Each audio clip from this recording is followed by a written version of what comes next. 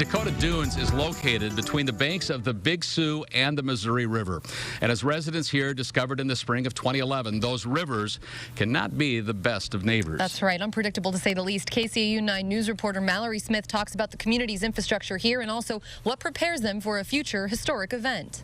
When the community looks back on the 2011 floods, some are surprised to learn it's been 10 years. Some forgot moments from that time, but everyone remembers how the community rallied together to minimize destruction and support fellow neighbors.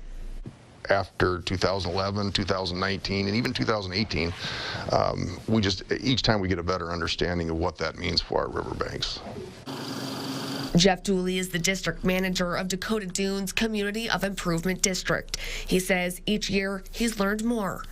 During both the 2011 and 2019 events, we took elevation surveys of the water surface elevations so that we could really understand what releases from Gavin's Point and flows at Sioux City, what those result into actual elevations. And then provided that information to the Corps of Engineers, FEMA, and several other organizations so that they would be able to conduct their own research and help mitigate future flooding. Dooley says the city has invested a significant amount of money for preventative measures, a total of nearly $17 million.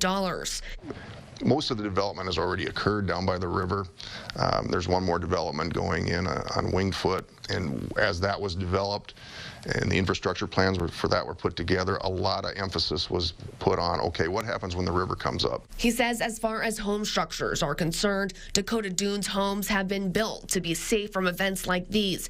However, there are still obstacles in communities that Dooley says they need to stay aware of. Storm sewers are a big issue. In any community that's on the river, we need to make sure that water does not flow back up through them. And then when it rains, when the river is high, we need to be able to evacuate water to the river. One area of concern was Dakota Valley School District. Al Leber was the superintendent at the time. They need a place to sandbag. They utilized the high school parking lot in front of the building, and then there was a bus parking in the back. We moved the buses out and put a sandbagging effort back there too.